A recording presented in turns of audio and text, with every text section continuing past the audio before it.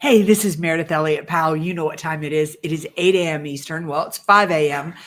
For Mark and I, we're out here in Scottsdale, Arizona at an event, but it is time for Sales Logic, the show where we dive into the strategies, discuss the steps, everything that you need to know to sell more effectively. So, Mark, what is on tap for today? We are going to be talking about a number of different things. First of all, I want to highlight the lightning round, because the lightning round is about how to make sure you get the price that you want. But the topic, why you're losing deals you should be winning. Let's get the show going right now. Sounds good.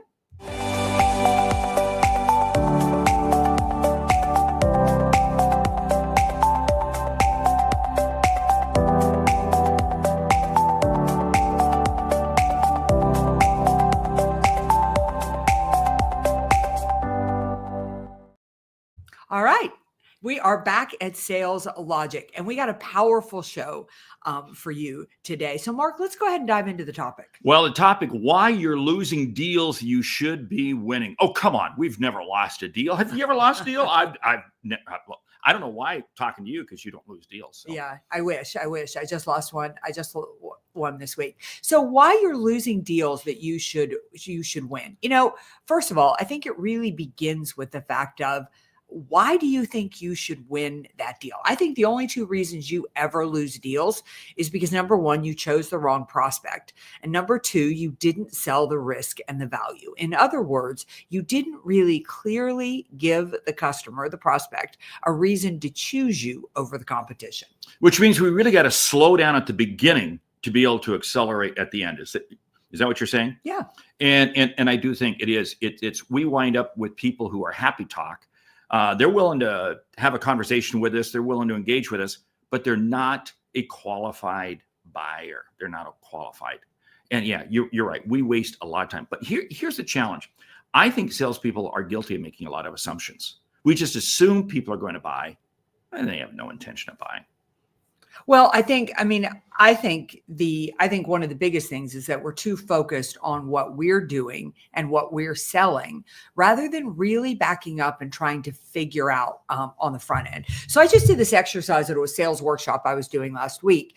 And in the sales workshop I was doing last week, we were taking that first sales call and making sure that we're selling from a place of power rather than a place of need. The first sales call is about qualifying the buyer, meaning that, does this buyer meet enough of your qualifications that you're going to continue to call on them? I actually use a grid. I have 9 things I'm looking for in a prospect. And in that 9, they have to meet 6 in order for me to continue and set up a second conversation. You know, that's so key, because the other piece that I look for is that you can get people who are interested. They're interested in buying what you have, but they don't have the economic ability to buy. They don't have the money. They're not empowered to buy. They're not empowered to make a decision. And so you wind up almost having to do a double sale. Right. You get this person enthused, and they like it, but then they got to turn around and sell to you. And all it does is wind up slowing down the process, and you never, ever get the sale. Hey, we got great audience this morning already. Natalie is jumping in. Great. Yes, always great to hear from you. And other people jumping in. We'll get those comments up, but I got a question for you. Is there a magic question, a magic thing that you can ask customers to be able to really say whether or not they're going to buy? Well, for me, it's not one magic question. It's a set of magic questions. Like I said, I use a criteria of 9. And as long as they meet the 6 of the 9, I'll continue to move in there. But I think 2 of the biggest you've got to figure out, 3 probably, is, are they the decision maker? How urgent is the need, and is the budget there? I mean, I think those are 3 very important questions to know if you're going to move forward. Well, that brings up a good point on the urgency to buy, because again, customers right now, because of the economy we're in and everything, if it's not their number 1 or number 2 priority, they're just not. They have a great solution. I had a deal this week that I had a wonderful engagement, and again, it was an 18-month process to be able to get the customer to say yes. Because everything, the sun, the moon, the stars had to line up with everything else in their company for them to bring me in. And that's just the way it is. But you do have to stay in the game. And that's what I see so many salespeople not being willing to stay in the game. Yeah, I agree. I agree. So let's see what our audience is saying. Bobby says, so you're only talking about deals that someone else got, not the customer decided to do nothing. No, I mean deals that you should have won.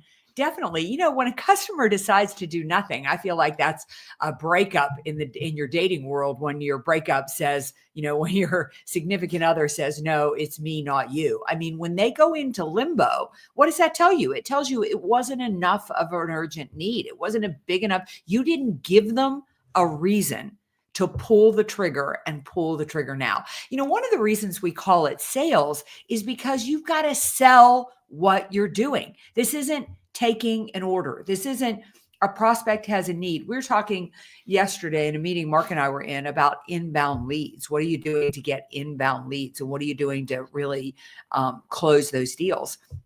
And I think any deal that comes into you inbound is never as good as the one you go hunt, right?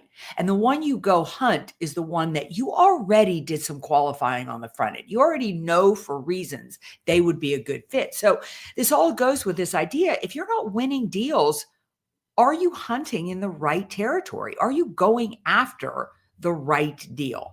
Well, I'm going to pick up on that whole inbound thing, because I think when we get an inbound lead, we automatically assume they're a qualified buyer. We leap to that.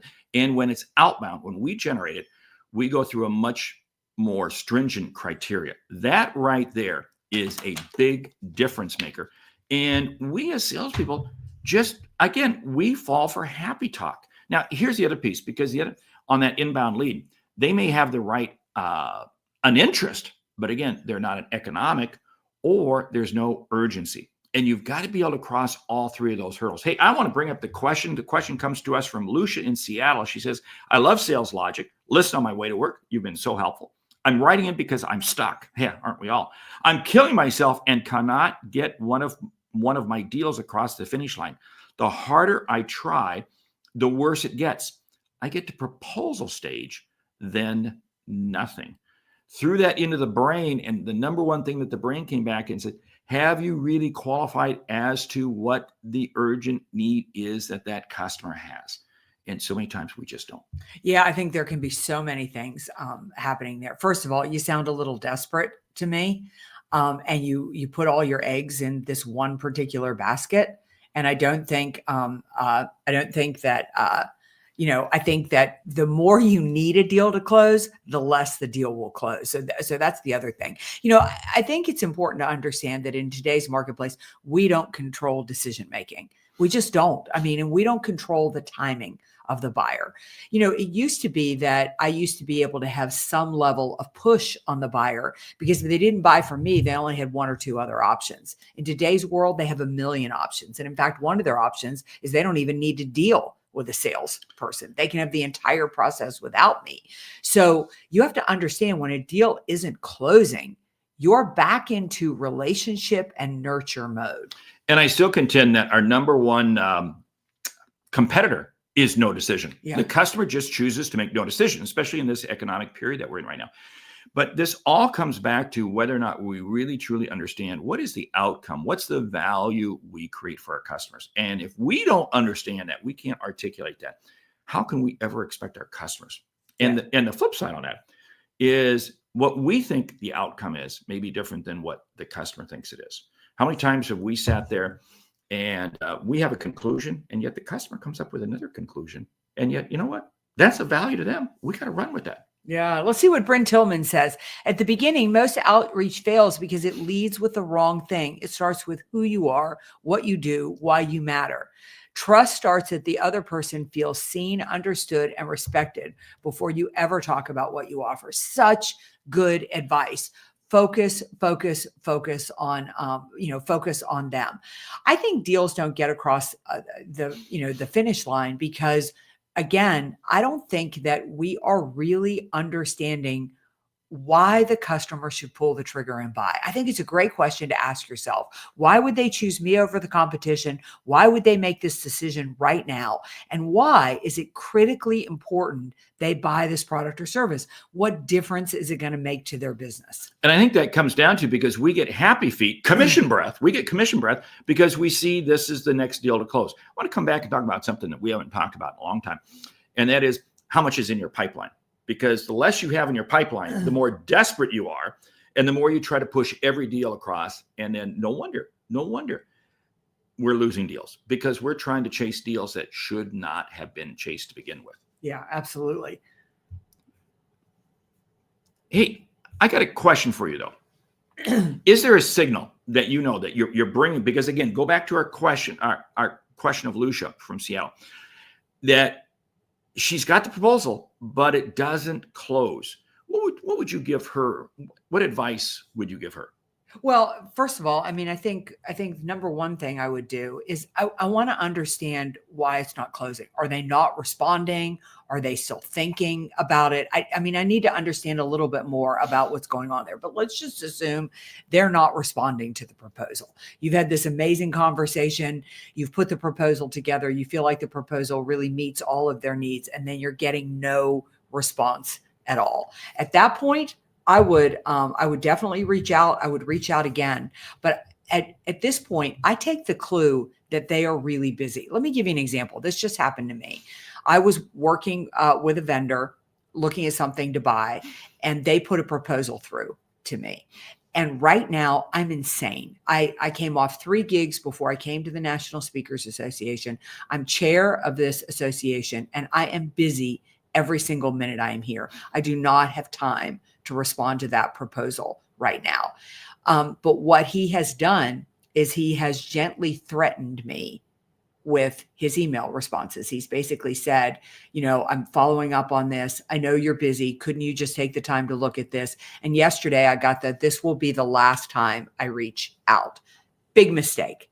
What I am assuming what our guest needs to do, if she's not getting a response, I sent an email that says, I know you're busy right now. There's a lot on your plate. Please don't feel like you need to reach out to me. I'm going to continue to follow up and stay in touch. You don't need to respond. But when you're ready to discuss, I'll be ready for you. Like, you understand the fact that most of the time the deal's gone cold. They still want to buy. It's just not at the urgent need. I still want that product. But right now, I have to have a party in my room every night. I have to be up in the morning, going to events. I have to be on stage. I have so much to do that in my precious downtime, I want to talk to my husband. I want to rest a little bit, and I want to play pickleball with my friends.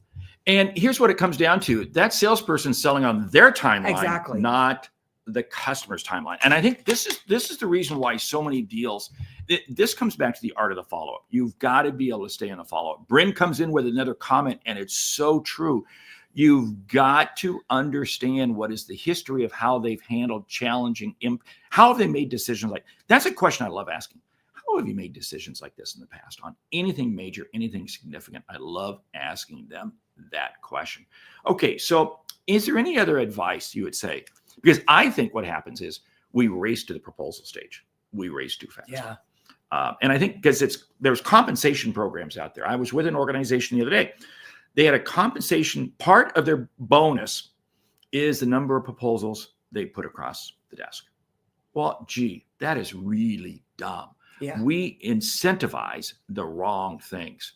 Okay, now, what other advice would you be giving somebody who says, I'm not closing enough deals? Because I got one, but I'd love to hear from you. Well, I think one of the biggest is that you're not solving the urgent need. You may be solving the bigger need, but you're not solving the urgent need. And let me define what I mean by that. I mean, you go in there. I've got one right now where we're trying to close a pretty significant piece of sales training. But when I got on with them the other day, and they've not responded to the proposal, we had a great discussion around it. I know they want it, but they're having some leadership issues and some leadership challenges. And so I called my contact back and I said, look, I've had an idea. I know this is the bigger problem right now. I know it's the bigger issue. I know we'll get to the sales training, but let's talk about what we could do on this and a mini workshop we could put together. So I think when it goes cold, you've got to figure out stalling it And how can you solve the problem that is stalling it? And I'm going to add to that. I think many times there's another decision maker in there that you didn't get up on the table. And as a result, you're stalling out with this one person who you're speaking to. You have not done enough of a investigative process to understand who else is involved. And we see that time and time again, because really what they're doing is they're making decisions behind the table, behind us. We'd have no clue because we haven't been asking the right questions. Hugh Hornsby jumped in. Hugh, great to have you here. And, alignment is the most important question we have to ask ourselves. You're right. Are we aligned with what the customer is looking for? And again, it comes back to the qualification stage. We don't do a good enough job on the qualification stage. So here's what I would suggest to Lucia. I'm going to suggest to everybody, slow down at the beginning, take a look at those qualifying questions that you have to avoid the assumption of moving a customer through, because again, we're not doing it. But the other piece I think is you got to be prepared to just stay in the game. Yeah, I would say that too. I mean, again, I go back to this deal that I closed this week. They had the original proposal probably about 14 months ago. And it was, he said, nope, can't do it, can't do this. And we kept talking. And we probably went through about 3 or 4 iterations of that. And it's interesting because the buyer, the decision maker, the economic buyer, he had the ability to make the decision. He said, well, I guess got to make sure it lines up with other priorities in the company, other things happening, et cetera, et cetera, et cetera. But you got to be willing to stay in the game. And people just aren't willing. And how do we get people? Because again, you're the master of the follow-up. How do we get people to stay in the game? Well, first of all, I think you need to understand that getting to proposal stage, you have invested a lot of time, energy, and resources. Do not write that proposal if you are not 75% of the way sure that you are going to close that deal. Think about, when I think about doing proposals, there are a lot of work, there are a lot of energy, and there are a lot of time. Even if you use AI to do them, it's still an effort. So don't grade yourself like your client is doing on the number of proposals that you write. That's ridiculous. It's like putting things in your pipeline that, that don't qualify. The second is recognize it isn't your timeline. It's their timeline. I have had proposals get stuck for so many reasons, most of which have nothing to do with me. And the second is the third is give yourself permission to stay in the game without bugging them. Which comes down to having a big enough of a pipeline. Hey, we got some great questions, great comments coming in. Mike Black, thank you for jumping in. It is such a great point. If you aren't closing deals, you've got to be taking a look at what your ICP is. Let's see, we've got other comments coming in. Catherine Brown, thank you so much. This is the whole thing. You've got to be willing, just like we're doing here this morning, engaging with the audience, engaging with your customer, helping them find value. Because again, how they find value and the timeline. And here's something interesting. And just thinking up this off the top of my head, customers find value in the timeline. Because again, what is urgent today may not be urgent tomorrow. And again, as a customer or as a salesperson, we've got to make sure those two pieces line up. Hey, we should get into the book. The book from our good friends Rory and AJ Vaden have just come out with a new book, and it's Wealth and Well-Known. I've listened to a couple podcasts on it, but I've not had a chance to read it. Have you had a chance to read it? Yeah, I read it. I just finished it right before we came to this conference. And I tell you, in this book, Rory Vaden and AJ Vaden, if you're not familiar with them, they do all the branding behind regular people just like us, but some of the biggest names in the business, Ed Millett, Lewis Howes, Amy Porterfield. But really, they're big believers on, giving away amazing content for free. And this book is full of so much amazing content about really establishing your personal brand. And I think one of the most unique things about the book is them saying that you're best positioned to help people with, I think how they say it is the person that you once were. So it's really a great investigation to understand who you are, the challenges you've overcome, and how you can use that information and content to advance your brand and turn around and help your customer base and build a following. And it's the first book from AJ. Yes. And it's interesting because I listened to 2 podcasts where Rory interviewed AJ and then AJ interviewed Rory. And it was absolutely great. I can't, Love the couple. They are absolutely brilliant. You got to check out the book. We're getting a lot of other great comments in here. Dave Sanderson, good morning. Always great to have you. Wish you were here with us at the National Speakers Association event. And again, Mayor is doing a fantastic job as chair. We got so many other comments, but wow, we got to get moving along. Are you ready for the lightning round? I am. Lightning round. Top 10 ways to protect your price. Oh, number one, if you want to protect your price, start with the right customer. You got to start with the right prospect. Qualify on the front end. Number two, stick with the value and the outcome you create. It has nothing to do with the product. It's the value and the outcome you create. Yeah. Number three, if you want to protect your price, you've got to sell the risk and the value. You have to know what is the risk the customer has if they don't do business with you, what is the value that you create, and work that into the sales conversation. You've got to be prepared to walk away. Sometimes the most profitable deal you get is the one you don't get. Yeah. Number five, you've got to be willing to maybe add some things in so that you can get the price, things that aren't going to be a huge burden on you, but things that could help get the deal over the finish line. Like Mark and I may throw in books. We may do a book signing for them, a couple of extra things that ensures you get the price. That is so key. Look for those items that are of high value to the customer, but of low cost to you. And if you can put those into your proposal, you have a much greater chance. Yeah. Number seven, I would say, is to sell the return on investment. Help them see how they're going to get their money back for the investment that they make with you. It'll make the price seem so much less burdensome. Number eight, if you don't believe in the price, why should you ever expect the customer to believe in it? You have to believe in it. In fact, you have to believe that the price you're offering is an absolute bargain compared to what they should be paying. Yeah. Number nine, I would say, if you want to protect your price, have enough in that pipeline that you don't need that deal to close.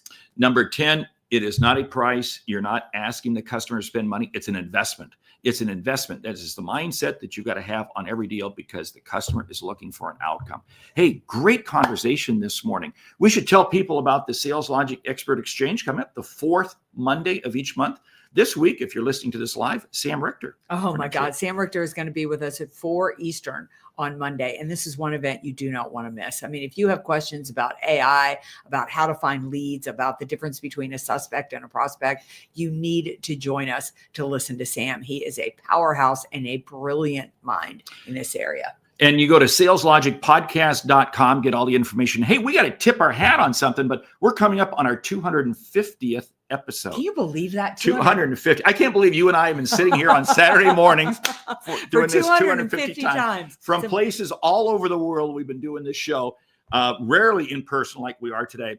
But hey, that is coming up. So with that, we want to say thank you for listening to Sales Logic. If you like what you hear, subscribe, rate, and review the show on your favorite podcast app. If something we said has earned you a single dollar, consider telling a friend about our show because it's how we grow when we help you grow. I'm Mark Hunter. And I'm Meridith Elliott Powell. Remember, when you sell with confidence and integrity, all of this uncertainty suddenly becomes your competitive advantage. And the sale becomes logical. All right. We'll see you at 4 Eastern for a special episode with legendary Sam Richter. And we'll see you right back here next week, 8 a.m. Eastern, for another episode of Sales Logic. See you then.